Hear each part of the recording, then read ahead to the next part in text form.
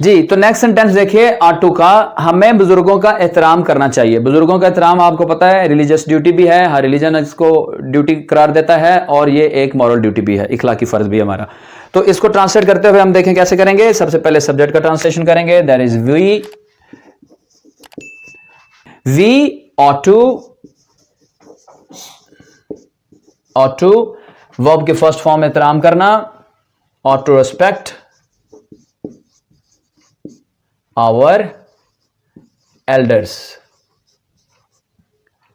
ये हो गया जी ought to का sentence, we ought to respect our elders।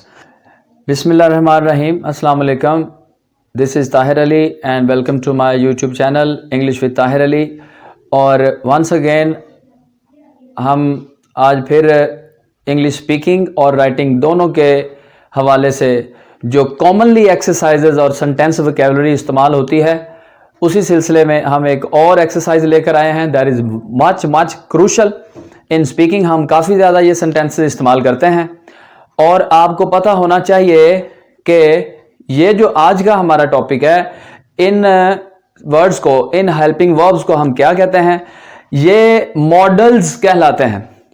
Models या मॉडल वर्ब्स भी इनको बोला जाता है। ये काफ़ी सारे होते हैं, लेकिन उनमें से आज हम जिनका एक ही मीनिंग, एक ही स्टाइल से इनकी ट्रांसलेशन है, उनको आज हम डिस्कस करेंगे। तो विदाउट डिलेइंग हम स्टार्ट करते हैं आज का topic, that is should, must and ought to. अच्छा जी, अब ये आपने ये समझना है कि इनके साथ आपने किस तरह से सेंटेंस मेकिंग करनी है, ऑर्डर ऑफ द सेंटेंस क्या होना चाहिए, इनका उर्दू मीनिंग क्या है। All these three words have the same meaning, but the use of these words, these morals in the sentence is different। इनका मुख्तलिफ इस्तेमाल है, मुख्तलिफ टाइप के सेंटेंसेस में ये इस्तेमाल होते हैं, एक जैसे सेंटेंसेस में इस्तेमाल नहीं होते, लेकिन इनका मीनिंग एक है। मीनिंग क्या है जी, देखिए इन तीनों का मीनिंग है उर्दू में चाहिए, और इन तीनों के साथ आपने बात याद रखनी है कि तीनों के साथ वर्ब की फर्स्ट फॉर्म इस्तेमाल होती है। इन तीनों के मॉडल्स के बाद वर्ब वन इस्तेमाल होता है, यानी वर्ब की फर्स्ट फॉर्म आएगी इन तीनों के साथ। इन तीनों का मीनिंग चाहिए, लेकिन इनकी, जैसे मैं पहले बता चुका हूं कि यूज जो है सेंटेंस में वो मुख्तलिफ है। तो वो भी आप देखिए क्या क्या इनका इस्तेमाल है। नंबर वन, चाहिए, शुड के साथ। शुड वाला जो चाहिए है, ये commonly a very light, you can से एडवाइस इट इज।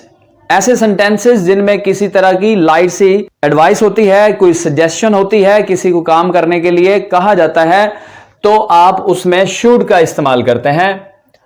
इसमें एडवाइस।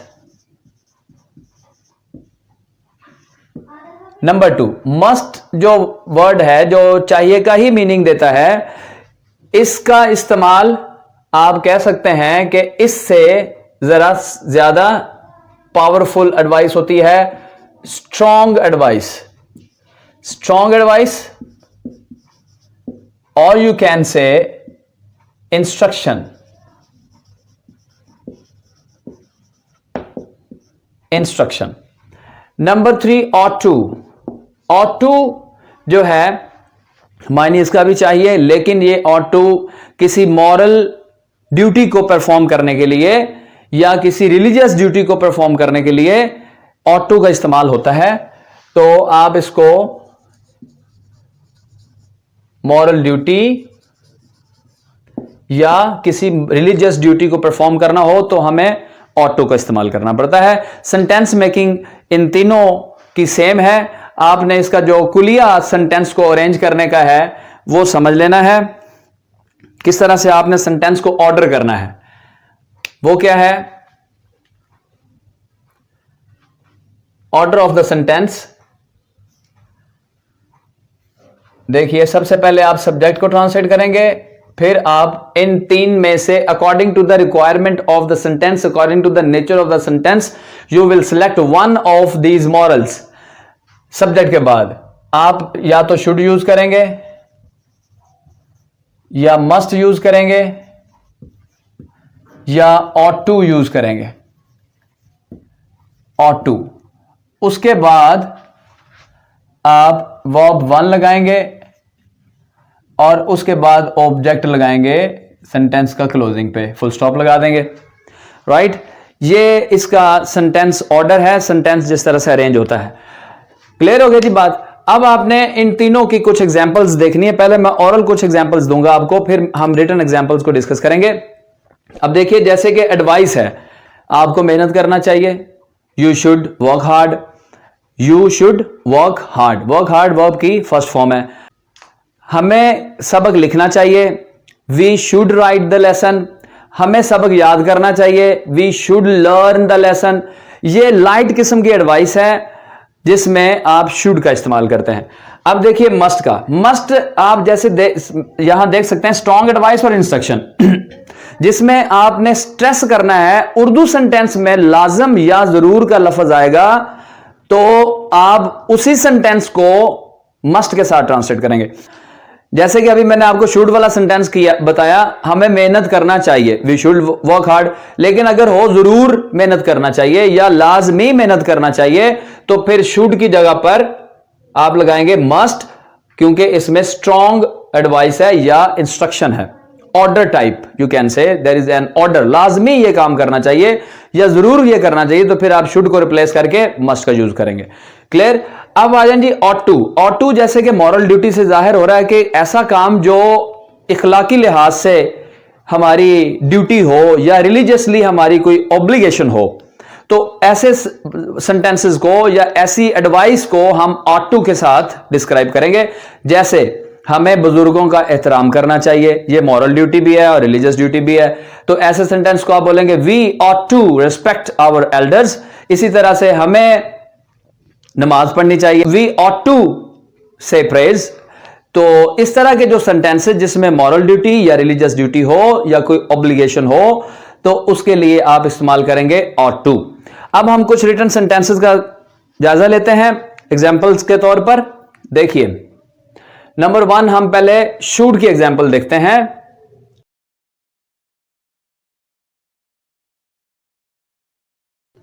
तुम्हें इंग्लिश सीखनी चाहिए, इसमें एक एडवाइस है, कोई जोर नहीं दिया गया और कोई इंग्लिश सीखना कोई रिलीजियस या मॉरल ड्यूटी नहीं है। आप सीखें तो कोई आप पे कदगन नहीं, कोई आप पे जुर्म नहीं, तो इसलिए इसको हम इन दो कैटेगरी से हटके देखेंगे, जो कि है शुड की कैटेगरी।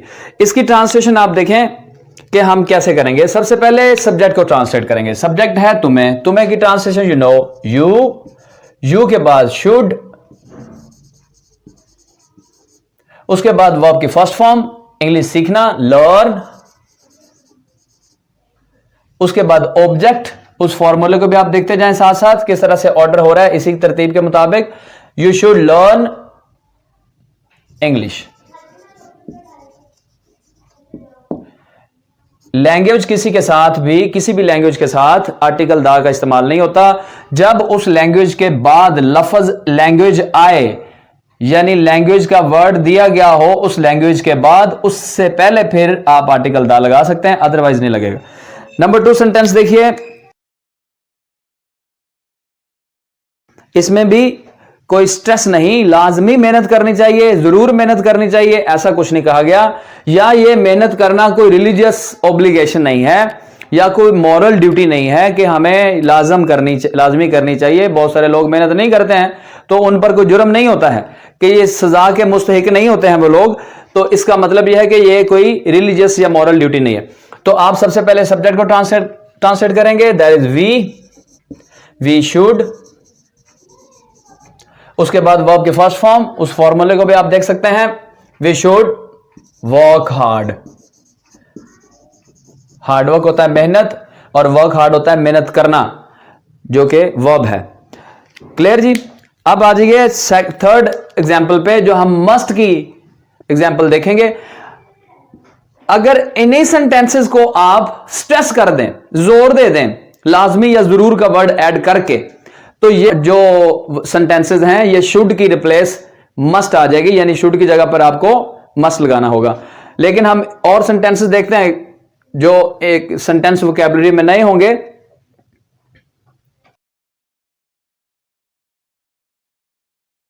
अब इसमें ये वर्ड जो है लाजमन या जरूर, ये हमें बता रहा है कि मस्ट का इस्तेमाल करना है। हम आम लैंग्वेज उर्दू में, पंजाबी में भी हम ये मस्ट का लफ्ज इस्तेमाल करते हैं कि ये चीज तो मस्ट होनी चाहिए, ये चीज तो मस्ट होगी, वगैरह वगैरह। इस तरह हम सेंटेंस बोलते हैं। तो मस्ट से मतलब आपको ध्यान में रखना है कि मस्ट का मतलब लाजमी है। तो इसको ट्रांसलेट करेंगे हम। सबसे पहले सब्जेक्ट को ट्रांसलेट करेंगे, दैट इज वी मस्ट। उसके बाद वर्ब के फर्स्ट फॉर्म लगाएंगे हम मस्ट के बाद, जो कि है जाना, ये वर्ब है। We must go home. Understand? Next exercise देखिए, सेंटेंस देखिए। वो हम और टू के दो सेंटेंसेस चेक करते हैं। ये तो आपको पता लग गया कि शुड और मस्ट में सिर्फ फर्क क्या है। ये लाइट एडवाइस है, ये स्ट्रॉन्ग एडवाइस है, इंस्ट्रक्शन टाइप, यानी ऑर्डर की तरह। ऑर्डर की वजह से ही लाजमन और जरूर का लफ्ज इस्तेमाल होता है। अब आप और टू के सेंटेंसेस को देखिए। अब ये सच बोलना जो है, ये एक रिलीजियस ड्यूटी भी है, रिलीजियस ऑब्लिगेशन भी है, और मॉरल भी है, इखलाकी फर्ज भी है हमारा। तो ऐसे सेंटेंस को हम किस तरह से करेंगे ट्रांसलेट? ऑट टू के साथ। इसमें सबसे पहले सब्जेक्ट क्या है? यू लिखेंगे, यू आट टू। उसके बाद वर्ब के फर्स्ट फॉर्म बोलना, you ought to speak the truth. You ought to speak the truth. You ought to speak the truth always भी कर सकते हैं, वो भी आप उसको एंड पर लिख सकते हैं। ओके, तो ये हो गया जी रिलीजियस ड्यूटी या मॉरल ड्यूटी की वजह से। एक और सेंटेंस ought to का देखिए जी। तो नेक्स्ट सेंटेंस देखिए ought to का, हमें बुजुर्गों का एहतराम करना चाहिए। बुजुर्गों का एहतराम आपको पता है रिलीजियस ड्यूटी भी है, हर रिलीजन इसको ड्यूटी करार देता है, और ये एक मॉरल ड्यूटी भी है, इखलाकी फर्ज भी है हमारा। तो इसको ट्रांसलेट करते हुए हम देखें कैसे करेंगे। सबसे पहले सब्जेक्ट का ट्रांसलेशन करेंगे, that is we ought to verb के फर्स्ट फॉर्म एहतराम करना, ought to respect our elders। ये हो गया जी ought to का sentence, we ought to respect our elders, right? तो डियर स्टूडेंट्स एंड फ्रेंड्स, ये है मॉडल, इन 3 मॉडल वर्ब्स का डिस्क्रिप्शन और इनका इस्तेमाल डिफरेंट मौकों पर मुख्तलिफ इन तीनों का इस्तेमाल है, वो आपने समझ लिया। अब आप देखिए कि जैसे मैं आपको हर वीडियो में बताता हूं कि हर सेंटेंस, चाहे वो किसी टेंस से बिलोंग करता हो, या किसी मॉडल का बना हो, या किसी सिंपल टेंस का हो, किसी भी तरह का सेंटेंस हो, अगर उस सेंटेंस को आप नेगेटिव बनाना चाहते हैं, सिंपल सेंटेंस को, तो ये मैं आपको पहले ही बहुत क्लियरली बता चुका हूं। तो उसका आपने क्या करना है, उसके असल हेल्पिंग वर्ब के बाद नॉट लगाना है, यानी आप यहां पर शुड के बाद नॉट लगा देंगे तो ये उसका नेगेटिव हो जाएगा। सब सेंटेंसेस के शुड के बाद, मस्ट के बाद और ऑट के बाद।